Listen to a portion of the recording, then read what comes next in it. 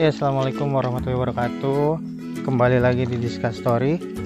Pada kesempatan kali ini kita akan sharing mengenai pengalaman kita menggunakan stroller dari Baby Ele Avio RS ya. Setelah sebelumnya kita sudah coba sharing mengenai pengalaman kita menggunakan stroller trike dari Exotic LW007. Sekarang kita akan sharing bagaimana pengalaman kita menggunakan stroller dari Baby Ele Avio RS ya. Saksikan terus videonya ya. Nah, ini dia strollernya. Saya akan coba sharing bagaimana pengalaman menggunakan stroller ini, apa kelebihannya dan kekurangannya, dan fiturnya apa aja. Mungkin untuk pembahasannya akan coba saya bahas sambil kanza makan ya, karena sekarang sudah sore, waktunya si kanza makan. Ini kita mau muter lagi jalan ke rumah. Ya, ini dia strollernya, sambil si kanza makan ya. Jadi stroller ini kita beli dulu waktu awal-awal persiapan lahiran si kanza, itu bulan apa ya, September ya kalau nggak salah ya, Oktober ya, Oktober. Itu persiapan lahiran kanza. Jadi kenapa milih ini, karena ini bisa untuk newborn, dia bisa tidur posisinya, nanti kita lihat. Terus kelebihannya pegangannya bisa maju mundur, bukan maju mundur apa, hadap depan sama hadap belakang. Terus mungkin saya coba bahas dari awal. Yang pertama, harga. Ini dulu kita beli sekitar 1,6. Mungkin sekarang harganya udah turun karena biasanya perawatan bayi itu selalu keluar yang baru, yang lama pasti harganya turun.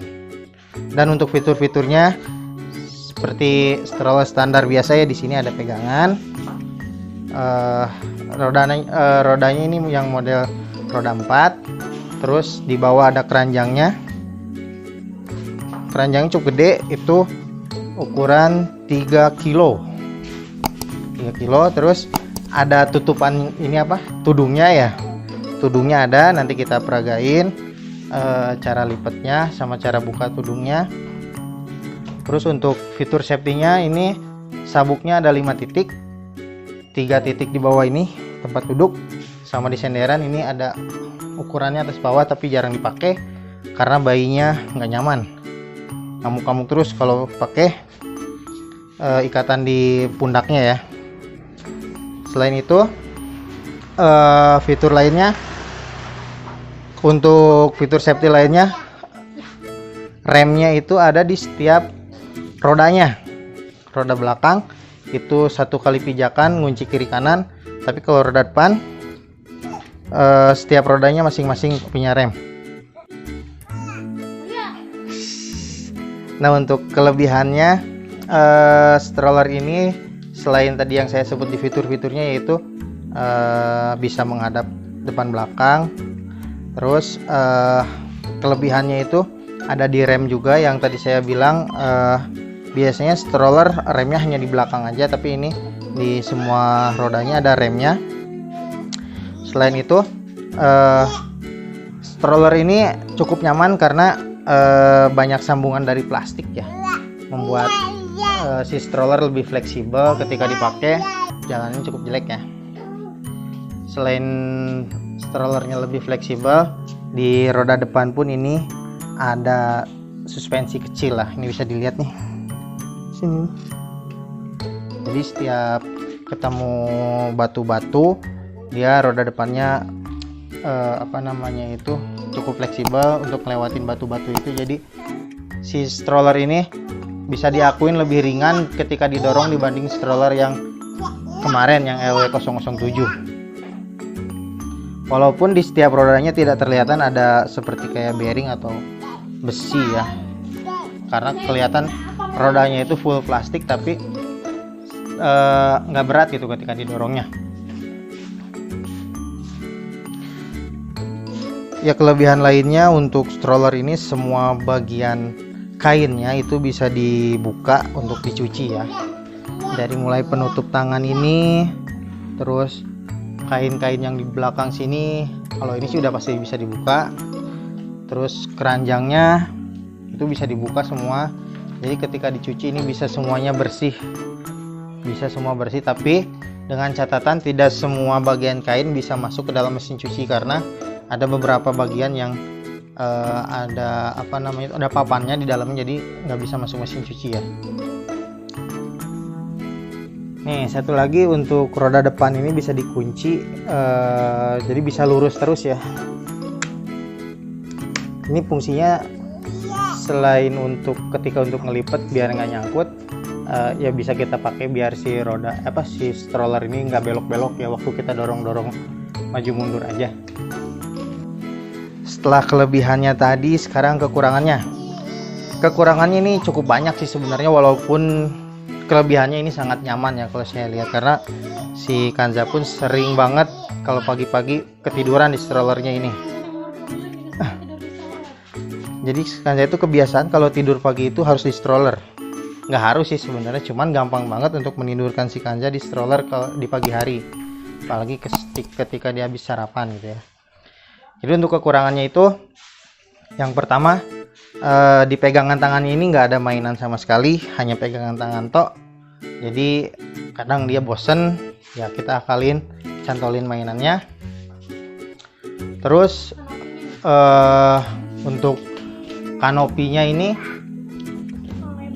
kurang maju ya, kurang lebar gitu, jadi tanggung gitu ketika.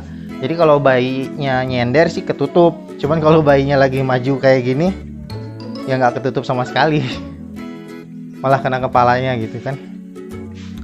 Terus selain itu di pegangan yang mendorong nggak ada tempat nyimpen apa-apa.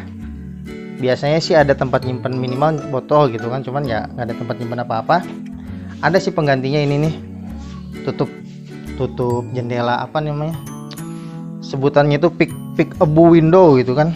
Nah di sini tuh ada jaring jendela, di sini ada tempat nyimpen barang-barang ya, cukup lah buat handphone sama minum. Cuman ini kita harus milih antara kalau si baby lagi tidur, posisinya lagi tiduran, karena ini berguna ketika dia lagi tiduran nih, si jaring-jaring ini untuk kita ngintip ke dalam gitu kan. Tapi ketika tidur dan ini dibuka ya, tempat nyimpennya hilang juga. Jadi tempat satu-satunya untuk nyimpen barang-barang ya di kolong, di di keranjangnya. Keranjangnya cukup besar dan memang kapasitasnya cukup lumayan ya, sekitar 3 kilo. Jadi kalau bawa makanan dan minuman sih bisa semua ketampung. Terus kekurangannya lagi, di rem depan ini cepet banget macetnya gitu. Ini juga udah mulai macet, harus dibersihin lagi karena memang deket banget ke tanah ya. Jadi ketika udah dikunci susah banget untuk dibukanya lagi. Nah ini posisi ketika si Kanza menghadap ke ibunya. Jadi ini salah satu kelebihan yang sering kita pakai, apalagi waktu dia bayi. Kalau sekarang sih dia sebenarnya lebih sering ngadap ke jalan ya, karena dia lebih senang ngeliat sana sini. Tapi ini kita lagi peragain atau praktekin posisi si bayi menghadap ke ibunya. Nah, bisa dilihat kan kanopinya sangat kecil, jadi bayinya nggak ketutup ya. Itu salah satu kekurangan yang cukup signifikan ketika kita pakai stroller ini. Oh iya, untuk ganti alasnya itu memang itu agak tipis sih, tapi cukup nyaman sih, karena dia juga nggak pernah ganti alas juga.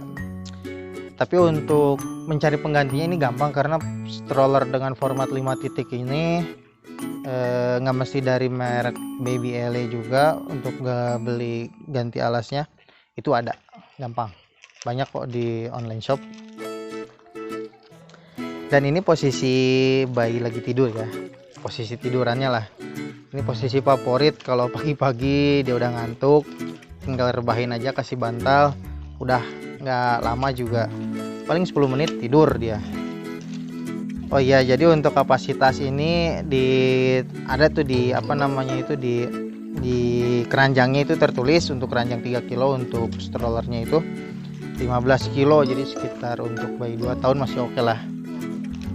2 atau 3 tahun, pokoknya maksimal 15 kilo.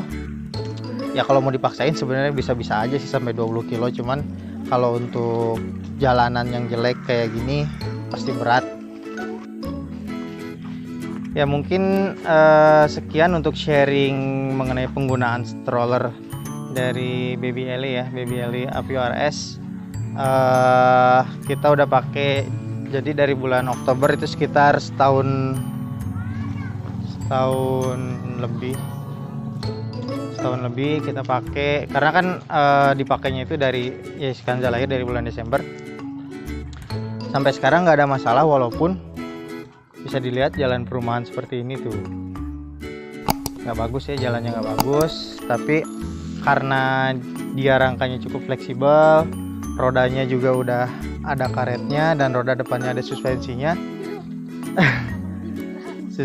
jadi untuk pemakaian di jalan kurang bagus ini cukup ringan sih, cukup nggak ada masalah ya. Jadi gimana penggunaan strollernya Bu? Cukup membantu, karena Skanza itu termasuk anak yang senang bobo di stroller, dari bayi juga senangnya bobo di stroller, dari umur 2 bulan juga senangnya bobo di stroller, sampai sekarang pun juga masih senang ketiduran di stroller. Jadi sangat membantu buat ibu yang jagain Skanza sendirian, nggak capek-capek buat boboin. Oke, mungkin itu aja ya sharing dari kita, semoga bermanfaat. Sampai jumpa di video berikutnya. Dadah. Dadah.